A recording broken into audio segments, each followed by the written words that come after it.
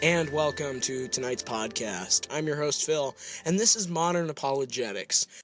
Hey Phil, and welcome viewers. Now, since I recently took on Hamza Tortsius, a relatively big-time Muslim apologist who goes around lying to university students across the country, I decided I'd do someone small after that. I like to get a little variation in my video responses so that nobody can claim that I'm only going after the disillusioned big names or the out-of-sync no names. An argument is still an argument regardless of who states it. Thus, today we'll be going after the podcast by Modern Apologetics on the topic of morality, creation, and atheist limits. I'm sure it'll be a blast, so do carry on, Phil.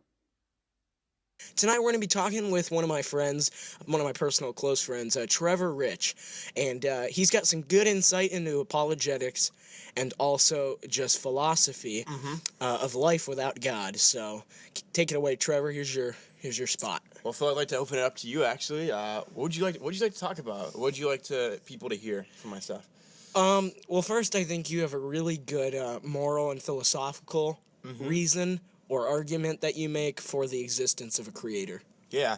So one of my things, right, I've been pledged with a question a few weeks ago, actually, by an atheist, and he asked me, he's like trying to make the argument, right, that all the decisions are taking. Basically, how would you put it, Phil? You know a little more about what they claim. Decisions taking, it's like surroundings or things that happen to you, right? Yeah, it's like more past experience, really. And it's what chemically you experience creates your decision-making. Right. Which ultimately, because this is what Dan Dennett, he encourages, as free will is an illusion. And so does Sam Harris and some of those free-thinking men. Right. If you are going to discuss free will, then perhaps you should learn the relevant jargon, such as the term determinism, aka the idea that a combination of factors predetermine the outcome of a decision.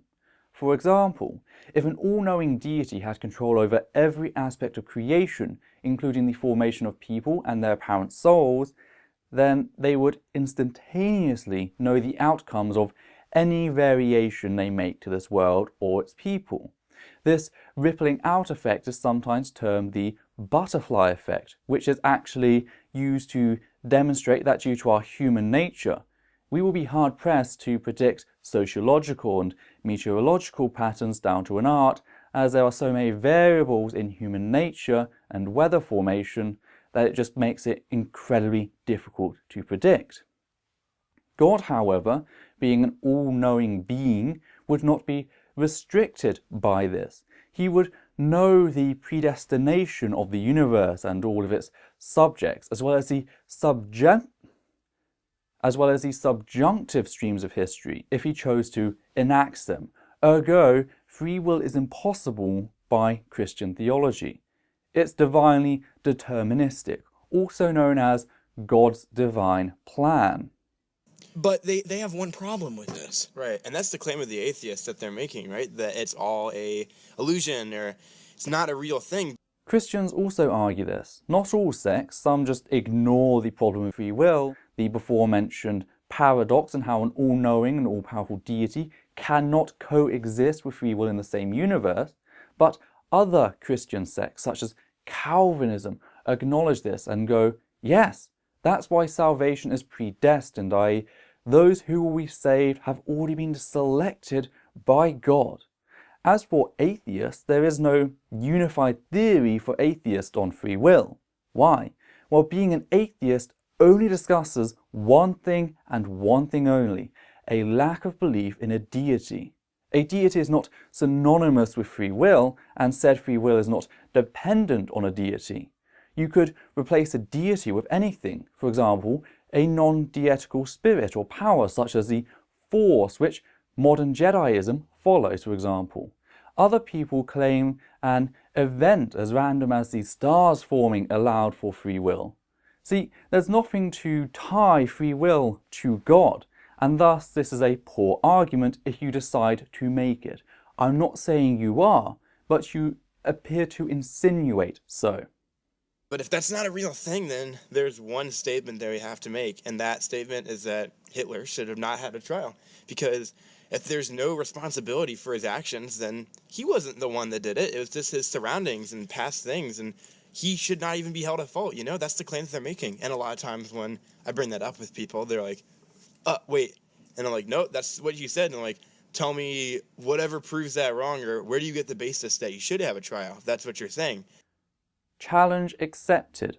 The reason for the response comes as a result of you attempting to strawman their position, i.e., you altered what they stated in a subtle way and then attempted to pass it off as their own position.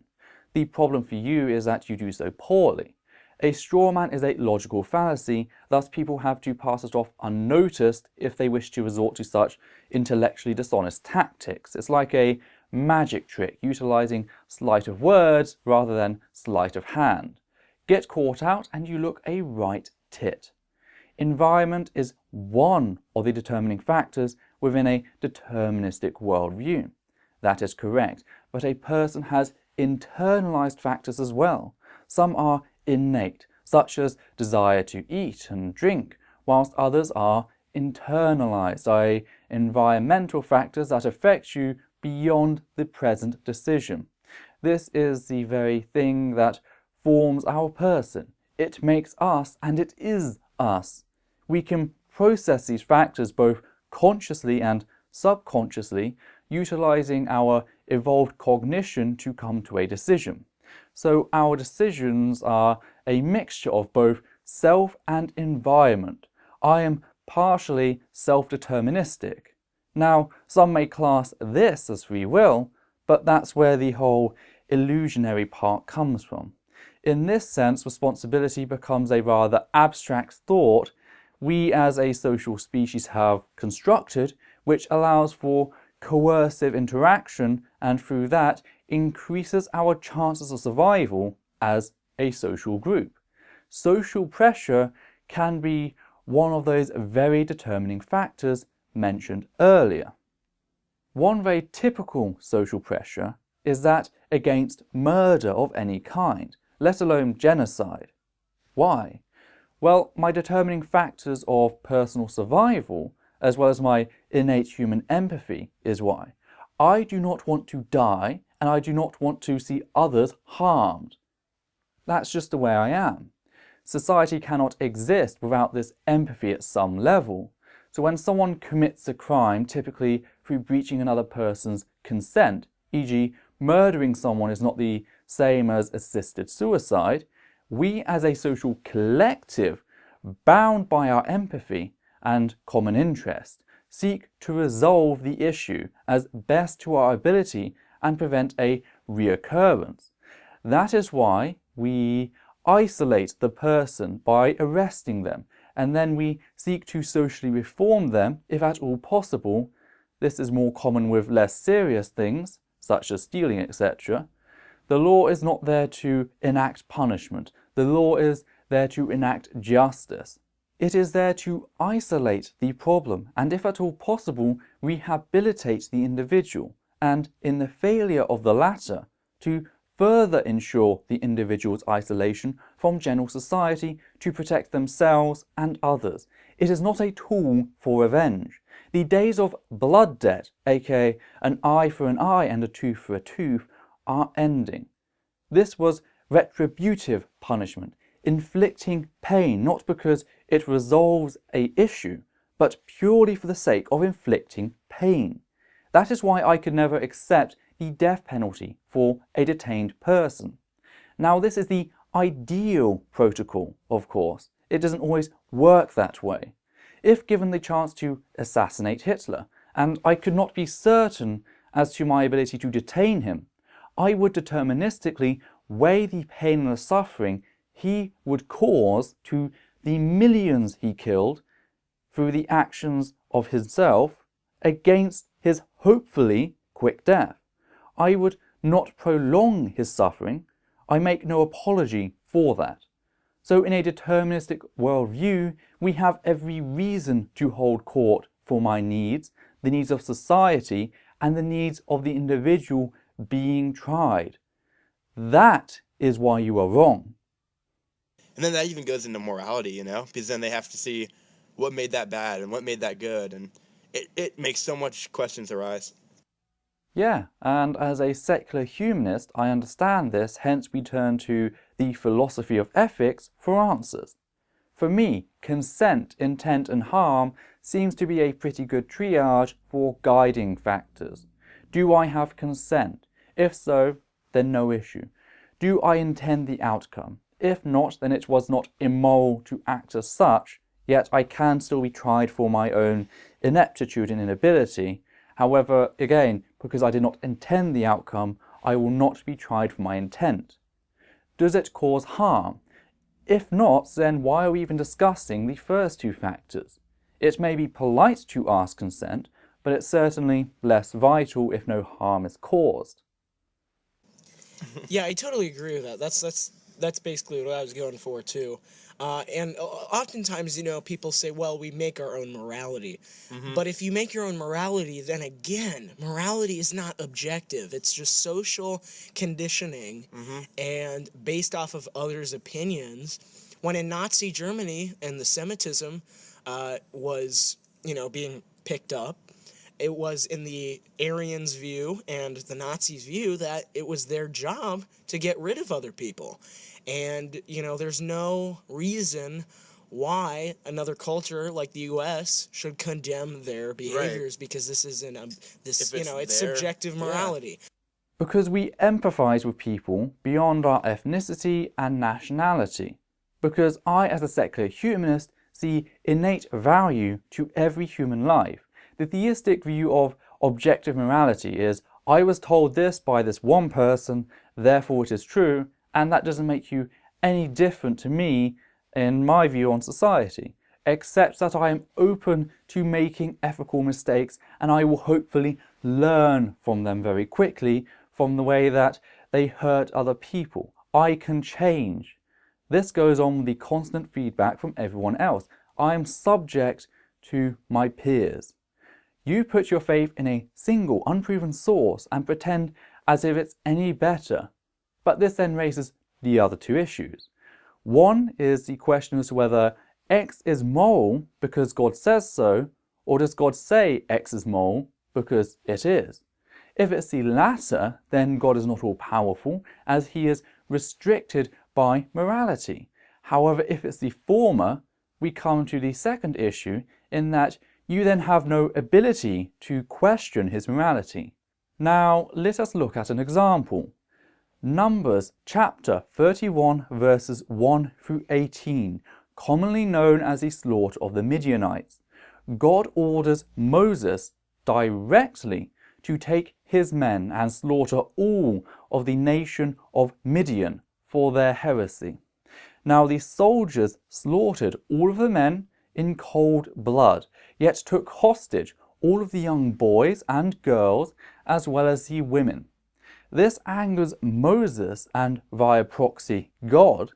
Moses then orders the slaughter of all the captive boys and every woman who has seen the touch of a man, yet tells them they are allowed to keep the virgin girls to be raped and even married to the very men who just butchered their families.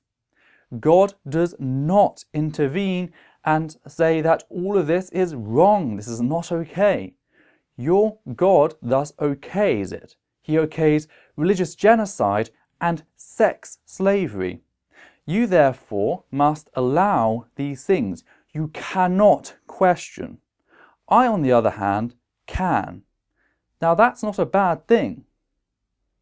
And I think it goes back to, well, which country is the best? And there really is none. If humanity is here for a brief second, and humans can impact other humans, again, humanity doesn't matter if there's no ultimate purpose. Yeah. Humanity is a breath. It is a quick speck.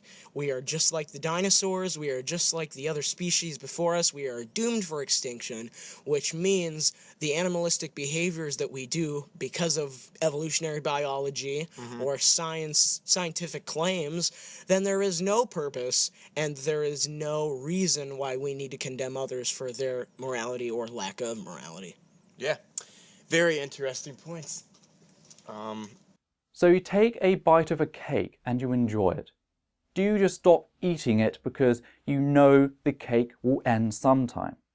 What a ridiculous philosophical claim. That's not how human minds work. How do I know that? Go to any hospital.